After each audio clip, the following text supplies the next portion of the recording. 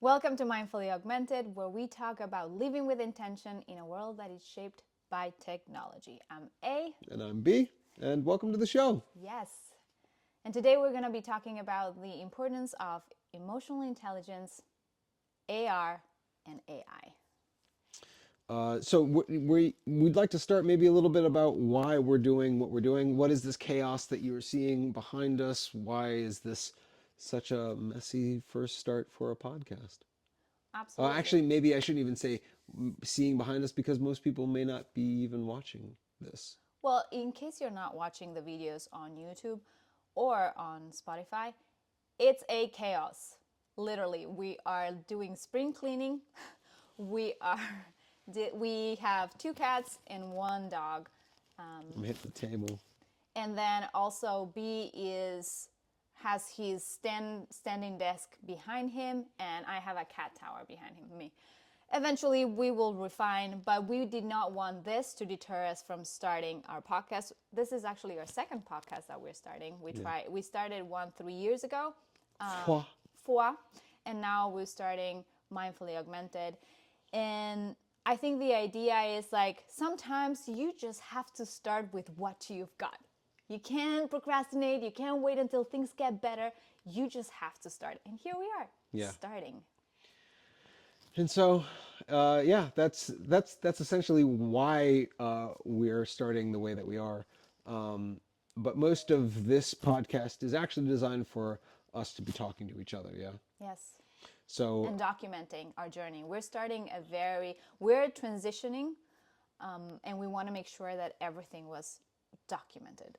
yeah, and that's really the intention behind this is that we leave a little bit more of a digital trail as to the process that we've been going through, so people can understand that this isn't something that we've just been involved in. Well, maybe backing up when we're talking about getting investment for the products that we've been working on, a lot of the conversation centers around product market fit. I mean, not product market fit. Sorry. Uh, uh, oh man, I'm Well, forgetting the term. there's so many terms we're learning But lately. essentially, the builder product fit. Like, Yeah. are we the right people for the product that we're working on? And we are easily the perfect people to fit the products that we've been developing because ultimately they spring from us and our life experience.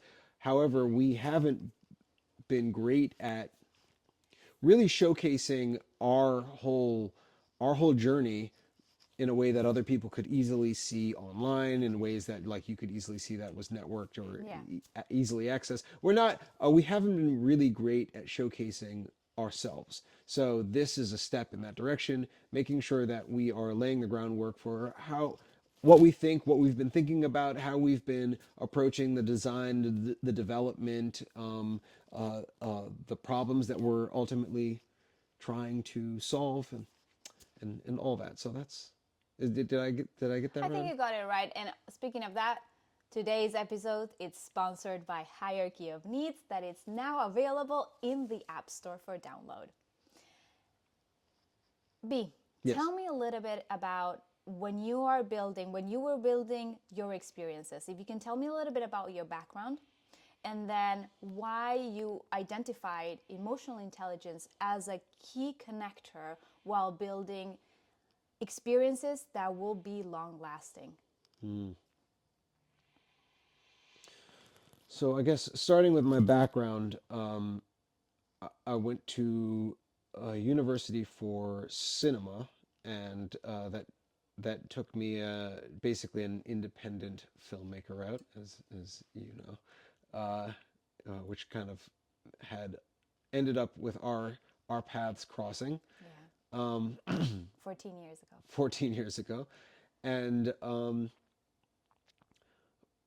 uh, from there, not just telling stories, but really focusing on making a connection with the audience.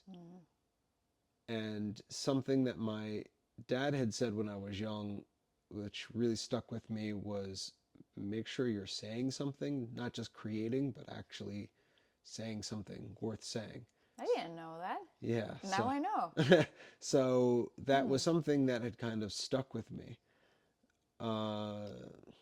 And for a while, I searched for things worth saying, not just what I wanted to experience. Though what I wanted to experience as an audience member for a long time drove what I created. And that, in fact, I would argue that still drives a lot of decision making that I have. I'm a very selfish person. I want to experience things the way that I want to experience it. So um,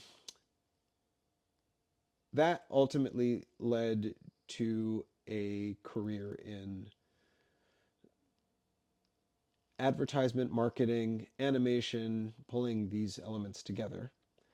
And as I started to tap into culture, I was always tapped into the technology culture, but as I leaned into what could I do with the newest tools out there, what would allow me to make the content that I want to make better, faster, easier, cheaper, it led me to constant conversations around technology, which led me to learning about virtual reality, which really led me into creating content for virtual reality, which led me to creating experiences that were interactive, which took me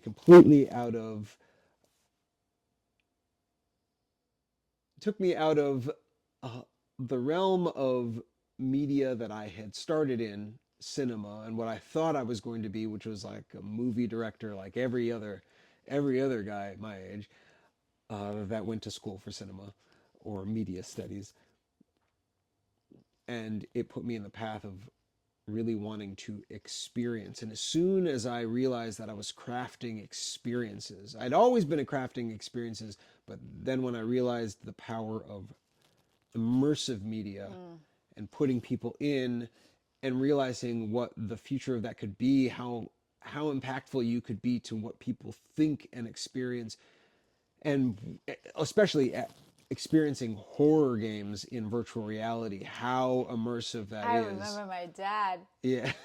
My dad, when what was the game in VR that he Oh experienced? It man. was he had to kill some zombies or something. Yeah. And I've never. This is this is a banker, high status banker, just being fully immersed and enjoying and breaking, having a moment of play.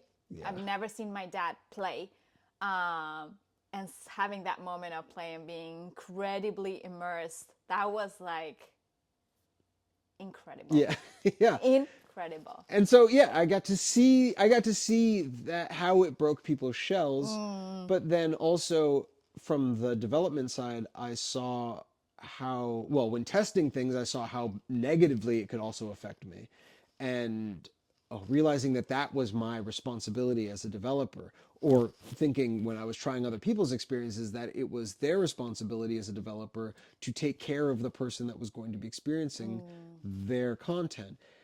And then that started to grow as my awareness of, well, taking this perspective of you are what you eat, kind of, and realizing that what we ingest, not just food, but what we ingest as far as Content. content Yeah. and information, that it affects us so deeply in ways that is so unconscious, that it, it it became important that we had a compass that was directing the information we were feeding each other, that we weren't just throwing whatever at each other, but we became a lot more conscious as a culture. And I know this was a long walk for a ham sandwich, but this all came back to the importance of emotional intelligence. You have to be able to understand how you affect others Yeah. emotionally, how you are affected by things that change how you express, how you communicate, and this every your awareness ultimately it seeps into whatever it is that you create. So my lesson in the end wasn't necessarily that I become more emotionally intelligent, but it was to latch on to the people that I felt were the most emotionally intelligent, which happened to be you, uh, and which is why I always gravitated to wanting to use your skills with my skills in projects and Well, bring the two building. of them together. Because while I had a lot of skills on the technological side, I knew I could not fully direct us where we needed to go the way that you could. Um, so yeah, that's my long journey. I would love to hand it over to you and kind of reflect that question back to you. Well, I hope I'm not scratching the mic. Maybe I did. I had an itch. It's all right. It's been a long journey to, I think it was a personal journey to actually understand how I can use, first and foremost, emotional intelligence. When I was growing up, and many people like me, that was not deemed a superpower. In fact, that was a weakness, and that should be shoved as far back as possible, and do not use it, and do not inconvenience your parents. I think that was something. So it took me a while to get to where I'm at. It was a long journey. I was able to get here from two ways. One is through our children.